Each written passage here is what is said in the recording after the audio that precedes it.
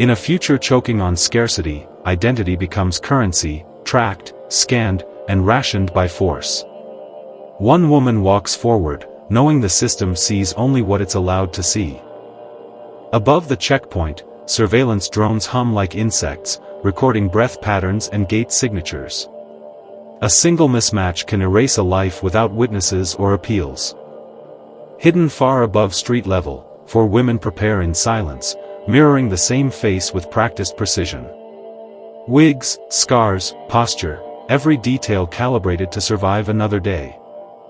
A wrist device pulses softly, synchronized to a single government profile. If 2 signals ever appear at once, enforcement teams arrive within minutes. A wrist device pulses softly, synchronized to a single government profile.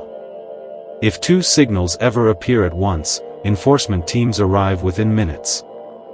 Today's rotation carries risk, a corporate promotion review under full biometric scrutiny. The primary steps forward, carrying the weight of all 4 lives. The apartment seals behind her, panels sliding shut like a vault. Inside, the others wait, listening to the city through reinforced concrete and fear. On the underground platform, crowds move with mechanical obedience. Cameras map every blink as trains scream through tunnels stained with rust and oil. A uniformed enforcer watches her too long, eyes flicking between face and wrist. The pause stretches, thick enough to choke on. The scanner beeps green. She exhales without moving her chest, already rehearsing the lie she'll report back upstairs. The corporate tower rises like a blade, glass reflecting a city stripped to essentials. Inside, ambition is measured in silence and compliance. Another candidate shares the elevator, smiling too confidently. Competition here doesn't end in demotion, it ends in disappearance. The presentation hall floods with white light as executives settle in. Every chair contains someone trained to notice irregularities. She speaks with borrowed confidence, repeating words rehearsed by 4 minds. Slides advance, metrics rise, and the room listens. Applause arrives measured and polite. Approval here never sounds enthusiastic, only inevitable. Night rain washes the streets as she exits alone, promotion secured but nerves fraying. The city feels narrower now, more alert. Minutes pass without movement on the shared tracker upstairs.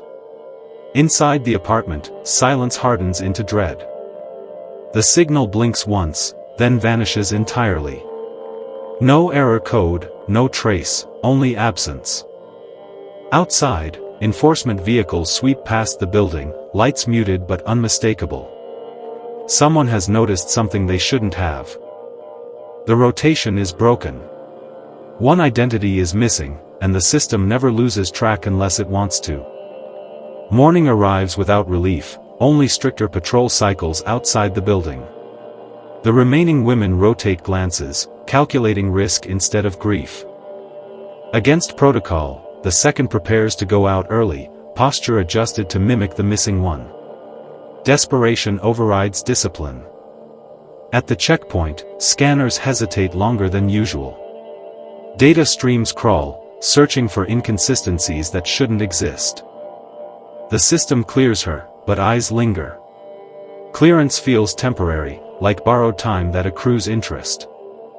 Inside the tower, whispers ripple through the office floor. The promotion is confirmed, and so is sudden attention from compliance auditors. She learns the missing one was seen late, meeting someone connected to enforcement. The revelation sharpens fear into Ange.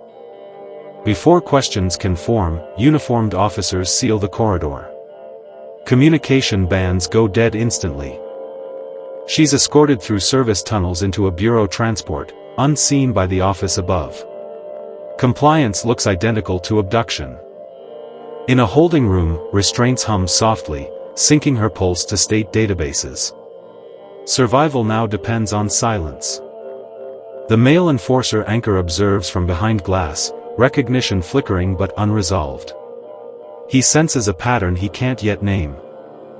Back at the apartment, alarms trigger as retinal access fails at the door. Someone is forcing entry with authorized credentials. Panels slide open just as armed units breach the living space. The apartment erupts into controlled chaos. Close quarters struggle follows, calculated strikes, no wasted motion. Training meant for survival now decides who breathes. A gunshot echoes too loud, too final. One woman collapses, movement stopping where life had been seconds before. The officers retreat, mission incomplete but damage done. Silence returns heavier, soaked in loss that can't be processed. Grief is postponed. Survival math replaces mourning as remaining options narrow rapidly. Data recovered from the breach reveals a payment trail tied to the promotion. Someone bought protection at a very high level. Suspicions turn inward, unspoken but corrosive. Shared identity fractures under pressure. The third abandons disguise and leaves openly, rage outweighing caution. Exposure becomes a weapon. She confronts the corporate rival, demanding answers that spill too easily. The truth proves smaller, and more dangerous, than expected. A distant shot ends the conversation instantly. Bureau silencers leave no echoes, only consequences. She runs, breath tearing, scanners activating around her path. The city hunts efficiently. Cornered beneath an overpass, she fights until there's nowhere left to move. The system claims another secret. Only two remain free inside the apartment, surrounded by ghosts and alarms. Time is no longer on their side. A knock arrives, controlled, deliberate. Not a raid. A negotiation. The male enforcer anchor stands alone, weapon lowered. His expression carries conflict rather than orders. He speaks quietly, revealing he's been involved with the missing one. The realization lands like betrayal. Trust is forced by lack of options. A plan forms, access bureau systems through his clearance. Synchronization completes, opening encrypted pathways. The bureau's secrets begin to bleed through. They locate a holding sector where unregistered individuals vanish. One profile matches the missing identity. Before celebration, enforcement units breach again. This time, there's no retreat path. Point 51. Explosives are armed as a last measure. Survival demands sacrifice. The blast consumes the apartment, erasing evidence, history, and one more life. Smoke rises into surveillance lights, confusing sensors long enough for escape. The city briefly loses sight. The male enforcer anchor chooses a side, abandoning protocol. Loyalty shifts from system to person. Together, they move toward bureau headquarters, carrying evidence instead of weapons. Exposure becomes the new objective. Inside the facility, transport corridors hum with false calm. Hidden chambers lie ahead. They witness the truth behind relocation, not preservation, but erasure. The lie is complete. The footage syncs live to a public event, bypassing censors mid-speech. Panic spreads instantly. As alarms cascade, the final confrontation closes in. Only one identity remains unaccounted for, and she's closer than expected. Movement ripples through the hall as executives scatter, security scrambling for control. In the chaos, a familiar silhouette slips toward the service corridors. The survivor follows instinct rather than protocol, ducking beneath closing partitions. Somewhere ahead, the missing identity moves with purpose. Service lights flicker as corridors narrow into sterile white. This is where compliance becomes permanent. A restroom door swings shut at the far end. The chase slows, tension compressing into the space between breaths. Inside, the missing one stands unrestrained, calm intact. Survival has reshaped her priorities beyond recognition. Accusations spill fast, sharpened by loss. Loyalty fractures completely as motives finally surface.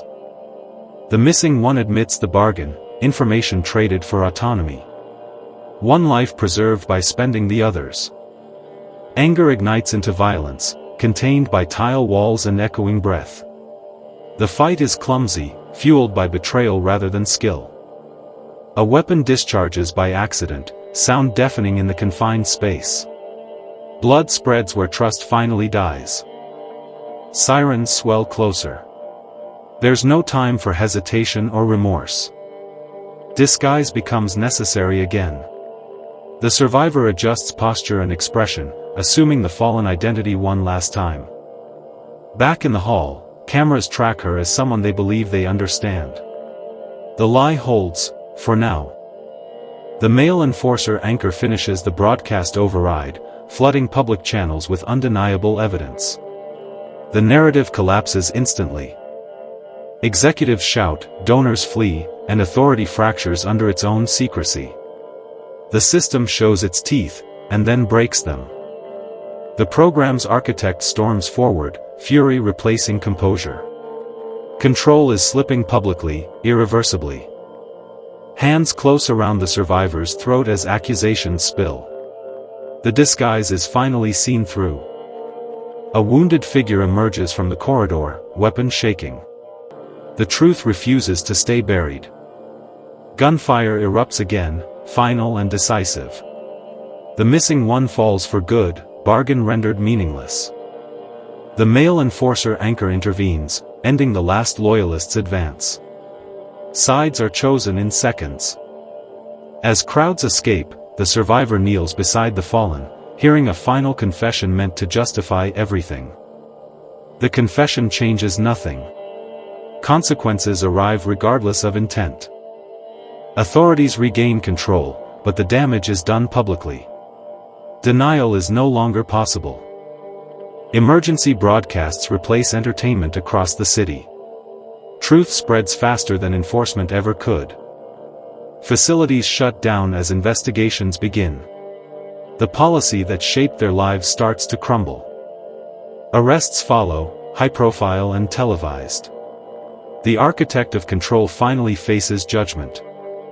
Days later, the city breathes differently, uncertain, but freer. Surveillance still watches, yet hesitates. The survivor sheds the shared uniform, choosing anonymity over performance. One life finally becomes singular.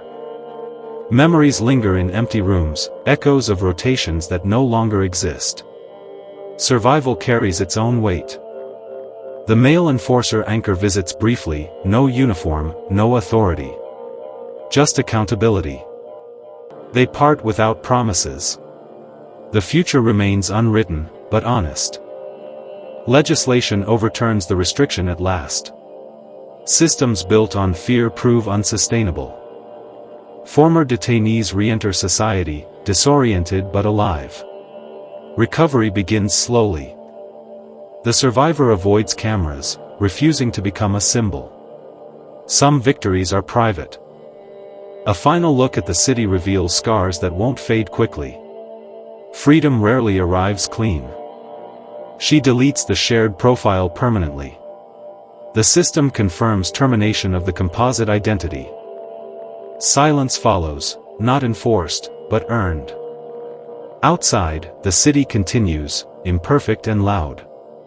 Life persists beyond policy. The cost of survival remains etched into memory, a reminder of what control demands.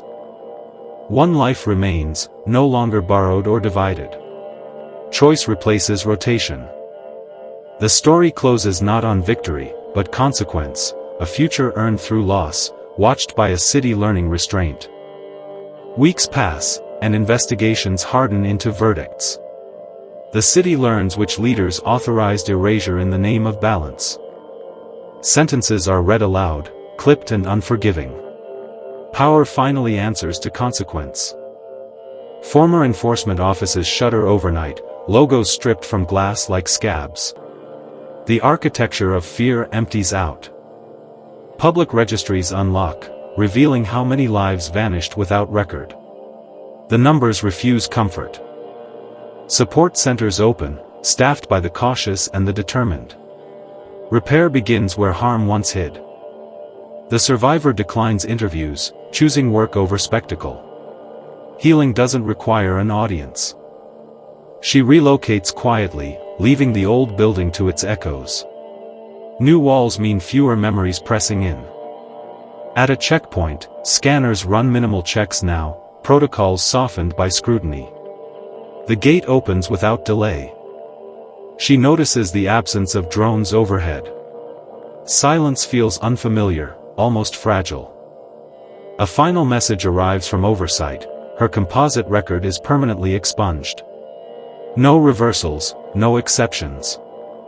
She deletes backups, wipes mirrors, and locks the last panel. The past stays sealed. Across the city, families expand legally, cautiously hopeful. Policy gives way to trust, inch by inch. The survivor takes a job untethered to surveillance, manual, honest, quiet. Routine becomes refuge. She still checks exits instinctively, habits slow to fade. Freedom doesn't erase training overnight. One evening, the city celebrates reform with lights instead of sirens. The noise sounds earned. She allows herself a breath that isn't measured. The moment passes, but it's real. Tomorrow promises work, weather, and choices made alone. No rotations, no substitutions. The city remains imperfect, watched by citizens who remember. Vigilance replaces obedience. The city remains imperfect, watched by citizens who remember. Vigilance replaces obedience. The outcome is clear: one life endures, shaped by loss, protected by truth, and finally unshared.